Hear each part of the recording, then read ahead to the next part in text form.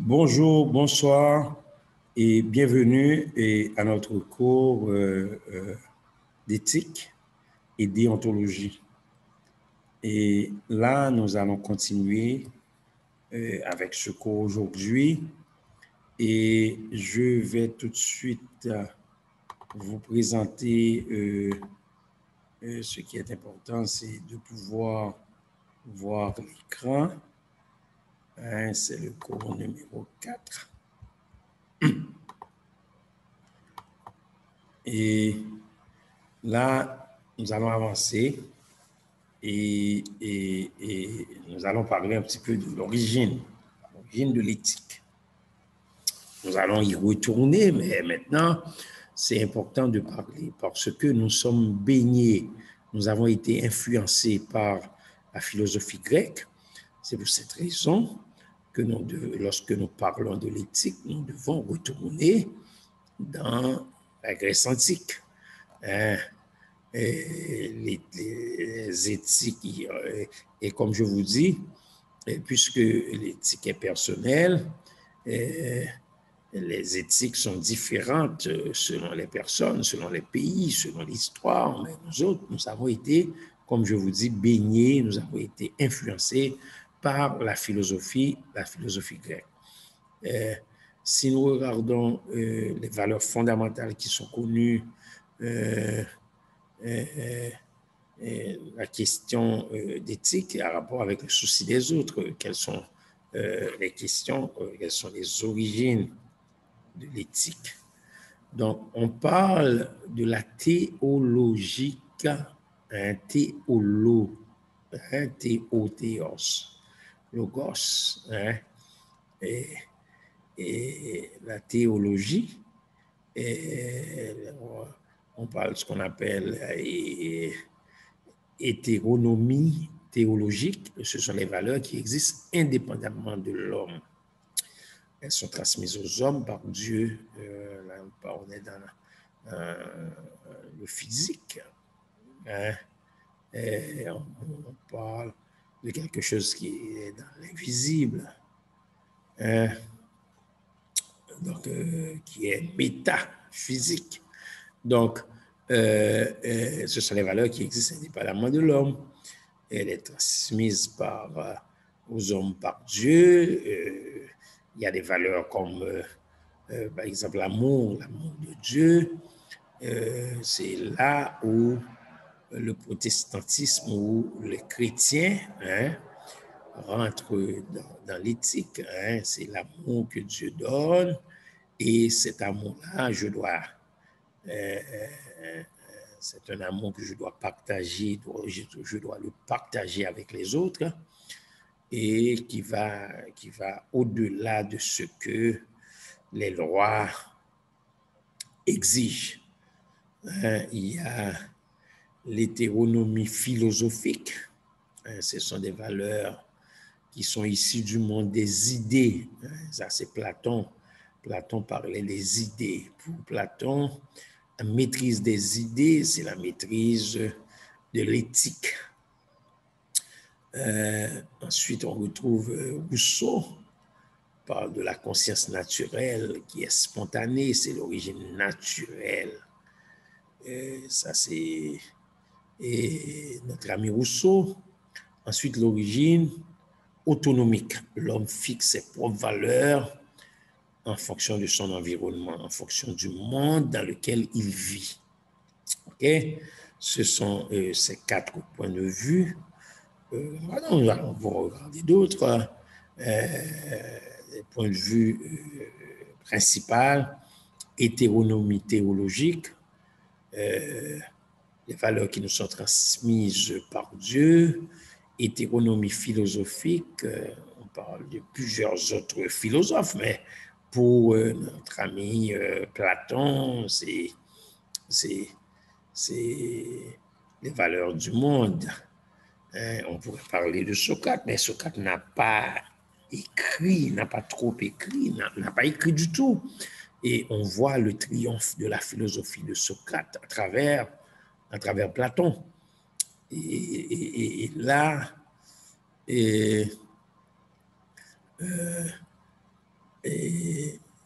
l'origine naturelle, ça vient de la conscience naturelle spontanée de Rousseau, et l'origine autonomique. L'homme fixe ses propres valeurs, mais toujours en fonction du monde dans lequel il vit. Donc, ces trois éléments que nous avons déjà parlé, mais qui est important à ce que l'on revienne là-dessus, c'est le bien, le mal et le devoir. Depuis la nuit des temps, les philosophes ont toujours cherché à répondre à la question suivante. Comment vivre? Vous savez qu'il y a eu des hédonistes. Des hédonistes, c'était des gens qui cherchaient le plaisir tout en évitant hédoniste, tout en évitant la souffrance. Mais depuis l'Antiquité, il y a eu les philosophes grecs. Les gens ont surtout essayé de répondre à la question comment vivre heureux. Donc la notion du bonheur est une constance et dans toutes les réflexions, le bien plus que celle de bien ou de mal, les religions ont donné une véritable existence à ces concepts-là. Là, en éthique, ces notions sont relativisées. Il y a le bien de l'un, pourrait-il être le mal de l'autre? C'est la question qu'on essaie de comprendre. Et en éthique, le bien de l'un pourrait-il être le mal de l'autre? Ensuite, il y a les normes, les lois. Par principe, l'éthique ne codifie rien. C'est très large. Et on utilise plutôt les coutumes, les mœurs. Des fois, on utilise la jurisprudence au lieu des lois qui sont codifiées. Et la question que beaucoup essayent de poser, c'est si l'éthique est une discipline personnelle, pourquoi y a-t-il des lois? Pourquoi y a-t-il des lois? Mais les lois sont là, qui sont des lignes à suivre, et l'une des lois fondamentales, et c'est après 1945, vous savez que le monde a connu beaucoup de problèmes, les guerres. Mais après 1945, la science, les techniques, la culture n'ont pas été vraiment, n'ont pas été un rempart vis-à-vis de tout ce qui s'est passé, tout ce qui se passait ou tout ce qui s'est passé. On parle de totalitarisme, des gens qui étaient totalitaires, il y a eu beaucoup de génocide. Donc, les notions de fondement et de limite a été jugée nécessaire pour éviter d'autres problèmes, d'autres difficultés, d'autres aberrations qu'on avait vécues pendant la guerre. Donc, il y a eu des lois et des règles. En 1945, il y a eu le procès des nazis contre les juifs. Il y a eu le procès de Nuremberg. On parlait de dignité de la personne humaine. En 1947, le code de Nuremberg, ça identifie le consentement éclairé, avec des expérimentations humaines. Ensuite, en 1945, il y a eu la création de l'UNESCO et la loi qui est dans un certain sens une loi universelle qui a été proposée aux Nations Unies avec une cinquantaine de pays, incluant Haïti. C'est la Déclaration universelle des droits de l'homme. Tous les hommes naissent libres et demeurent là où ils veulent. Donc, ça a été une déclaration universelle des droits de l'homme. Donc, l'éthique, on peut voir plusieurs périodes que nous allons essayer de comprendre. L'éthique chez les anciens, l'éthique dans le bas Moyen-Âge, il y a eu plusieurs périodes. Hein. Il y a des périodes jusqu'au 15e fait partie du Moyen-Âge, mais on parle du haut Moyen-Âge, bas Moyen-Âge, peut-être 3e. On parle des 500, 600, on parle du bas Moyen-Âge. Il y a l'éthique dans la période moderne, l'éthique dans la période contemporaine et l'éthique d'aujourd'hui. Ce sont des éléments que nous allons essayer quand même de comprendre ensemble. L'éthique chez les anciens, l'éthique dans le bas Moyen-Âge, l'éthique dans la période moderne, c'est-à-dire 16, 17, 18, 19e. Et l'éthique, on est au 21e, comment ça se passe, 20, 21e, comment ça se passe aujourd'hui. Et c'est ça. Donc, l'éthique dans la période contemporaine, on peut parler, comme je vous dis, c'est pas 2, 3. Lorsqu'on parle de contemporaine, c'est pas 2, 3 ans proche de nous, mais beaucoup plus. On peut parler du 20e siècle, 21e, début du 21e. L'éthique aujourd'hui, c'est comment ça se passe maintenant. Donc, c'est important lorsque nous parlons de l'éthique antique. OK? Et si nous regardons l'éthique antique, lorsqu'on dit c'est là l'éthique antique, et je reviens sur tout ça, l'étude formelle de l'éthique, ça commence ou ça a commencé dans la Grèce antique. Donc, les premiers à étudier l'éthique, ces premiers-là furent les présocratiques. Ensuite, nous retrouvons Socrate, qui peut être considéré comme le premier philosophe de l'éthique. Donc, vous devez garder en tête que le premier, je reprends, le premier philosophe de l'éthique est notre ami Socrate, le premier philosophe de l'éthique. Ensuite, nous retrouvons Platon, qui est le penseur, ce qu'on a vu, de l'idée du bien en tant que lumière et possibilité d'accès à la connaissance. C'est-à-dire, on parle d'une éthique idéale, les idées. Les idées. Donc, pratiquer, si vous maîtrisez vos idées, vous maîtrisez l'éthique. Ça, c'est le point de vue de notre ami Platon. Et le premier philosophe, c'est Socrate. Donc, Aristote, quant à lui, a donné à l'éthique une forme vraiment organisée. Aristote a apporté de nouvelles grilles conceptuelles. Il a défini l'éthique dans un livre qu'il a écrit soit à son père, soit à son fils. Excusez-moi, à Nicomaque, il a écrit 4 causes, ok?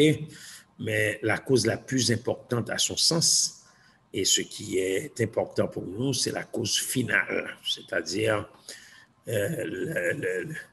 la cause, la télos, téléologie, télos, fin, et logos, étude, doctrine qui repose sur l'étude de la fin.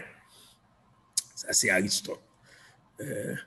Lorsqu'on étudie la fin, pour Aristote, c'est la cause finale. Pour Aristote, l'éthique, c'est la cause finale. Pour lui, la règle d'or de l'éthique est la recherche du télos. C'est la recherche de la cause finale. Et il dit que sa cause, c'est ce qu'on appelle la cause finale, va trouver son accomplissement par ce que nous appelons la juste mesure, c'est-à-dire la recherche de la bonne moyenne pour pouvoir avoir le plaisir, pour pouvoir avoir le bonheur. Hein?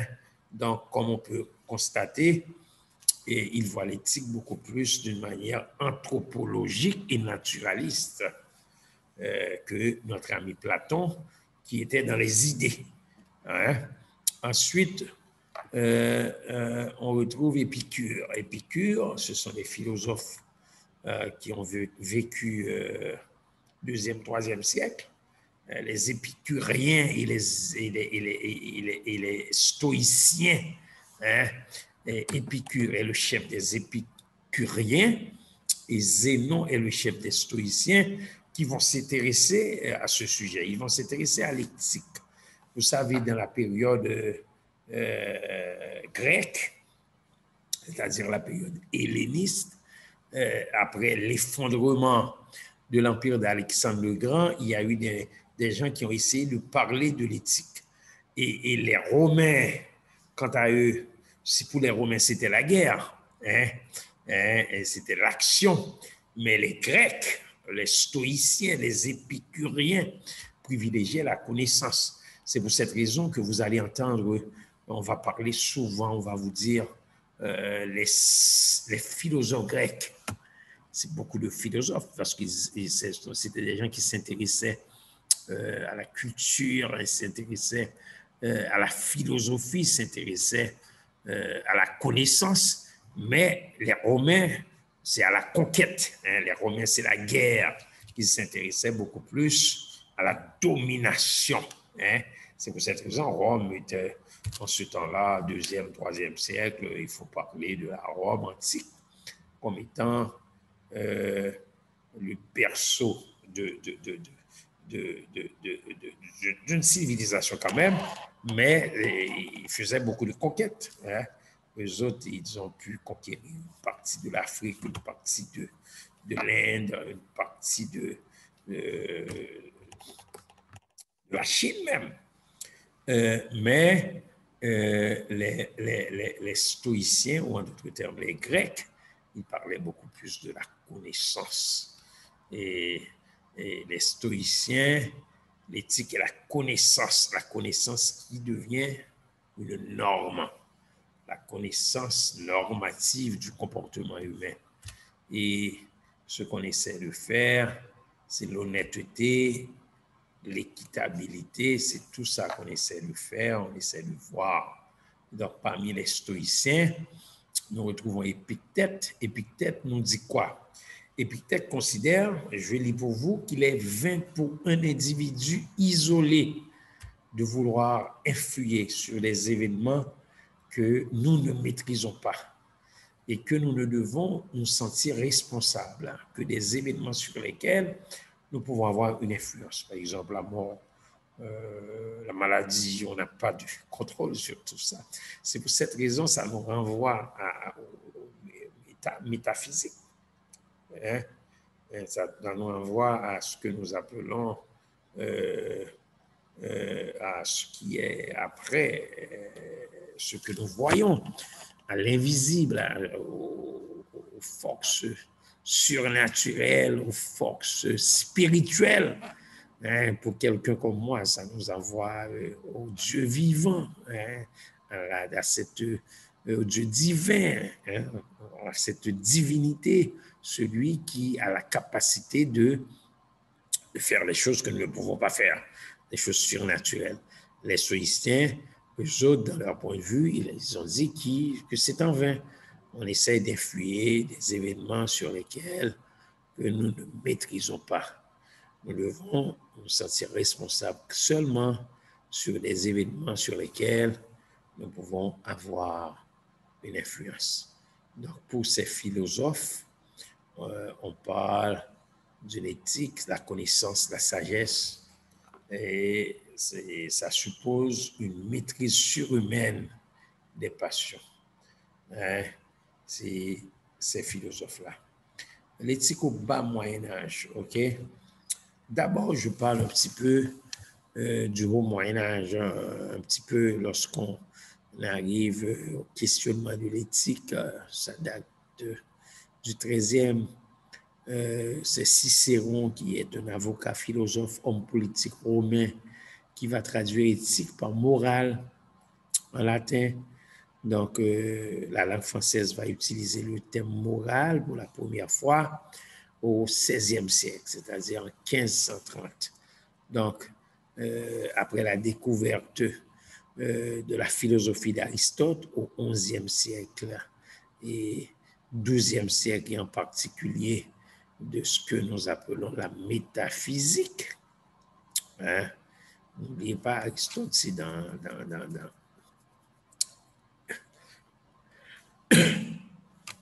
la métaphysique.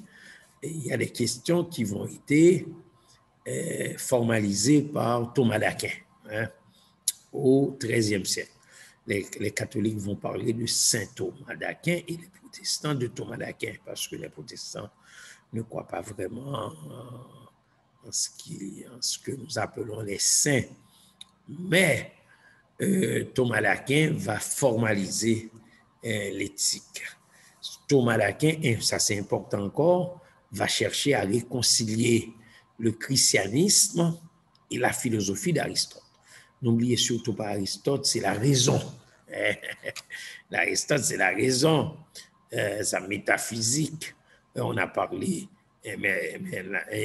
Aristote, c'est la raison.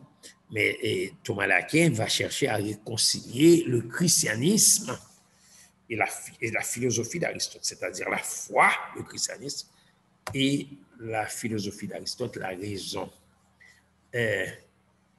Donc, l'idée de recherche de la juste mesure, on retrouve ça dans les grandes religions et cette idée-là.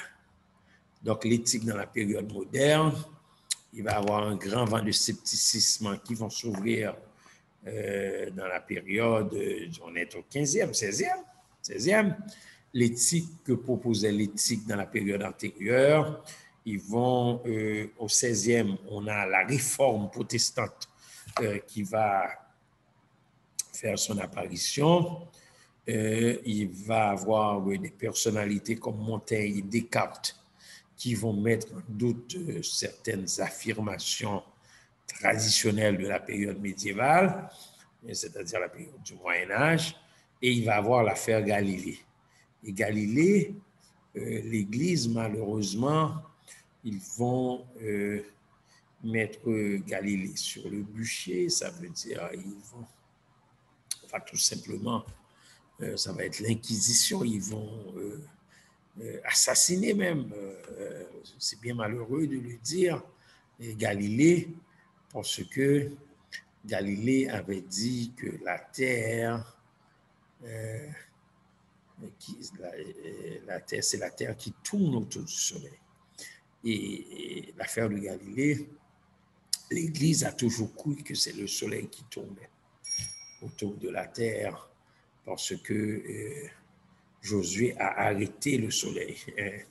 Et là, c'est quelque chose qui a coûté à Galilée sa vie, mais aussi, et ça a continué, l'Église a toujours dit que c'était la Terre qui tourne jusqu'en 1980 à peu près, avec le pape Jean-Paul II, très récemment, hein, si on parle de façon historique, c'est le pape Jean-Paul II qui a mis cette pendule à l'œuvre, qui a dit qu'il n'y a pas vraiment de problème entre la foi et la raison. Et il a affirmé, il a mis une commission avec des protestants, des spécialistes, des catholiques, et finalement, on a pu réaliser que Galilée avait raison. Et jusqu'à présent, ce qui est connu, c'est que la Terre vraiment tourne autour du Soleil. Donc, c'est ça. Au début du XVIIe siècle, il y a eu ce qu'on appelle la casuistique dans l'enseignement catholique. Ça veut dire soyez compatissants, c'est-à-dire d'avoir de l'empathie et de la sympathie pour ceux qui souffrent. Ce sont des idées éthiques. OK? L'un des philosophes de l'éthique dans la période classique est Baruch Spinoza. Spinoza, qui a vécu quelques décennies après Descartes, Spinoza a d'abord développé une théorie de la connaissance qui rattache d'emblée la connaissance rationnelle à une fin éthique. Spinoza va nous dire quoi? Trouver une joie éternelle dans la connaissance de l'union du mental avec toute la nature. Donc, Donc, c'est le point de vue de notre ami Spinoza. Donc, il a publié sa conception au XVIIe siècle et il a parlé d'un Dieu qui est rationnellement conçu comme étant absolument infini.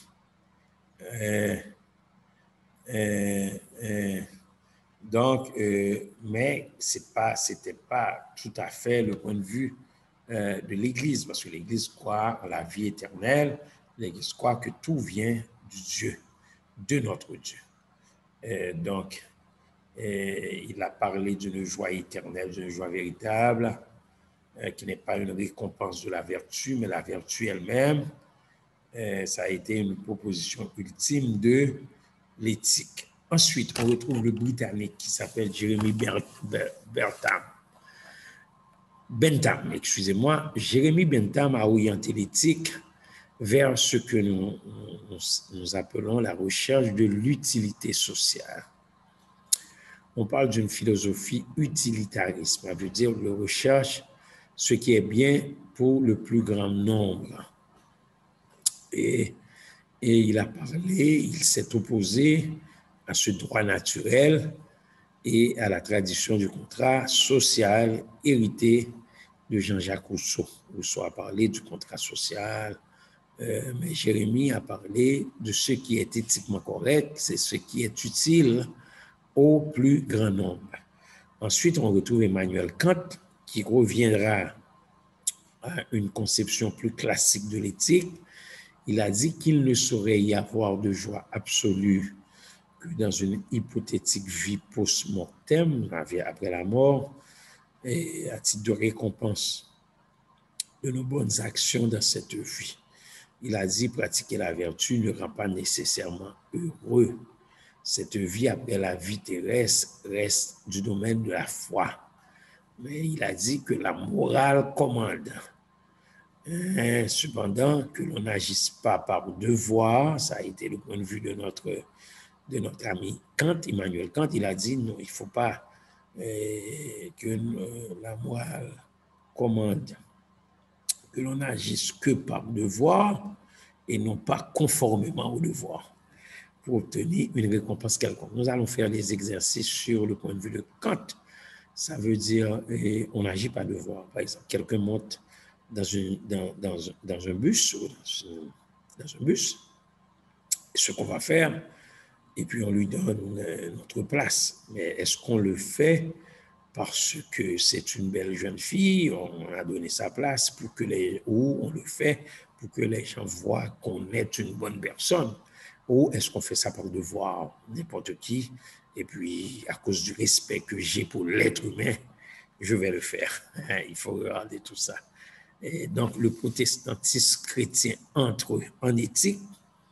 C'est important par le majestueux portail de la personne humaine, de sa vocation et de sa liberté.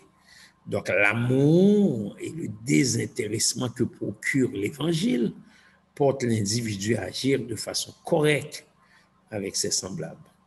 On parle d'un comportement qui est au-dessus de tout ce que la loi ou la morale exige. Car l'homme est en fait un être qui a été créé à l'image de Dieu. Donc le protestantisme, on parle du respect de la personne humaine, on parle parce que cette personne a été créée à l'image de Dieu. On parle du désintéressement, on parle de l'évangile, on parle de l'amour. C'est un comportement qui va au-delà de ce que la loi et la morale exigent. Pourquoi? Parce que l'homme est fait à l'image de Dieu. Merci beaucoup et à la prochaine. Au revoir et à bientôt.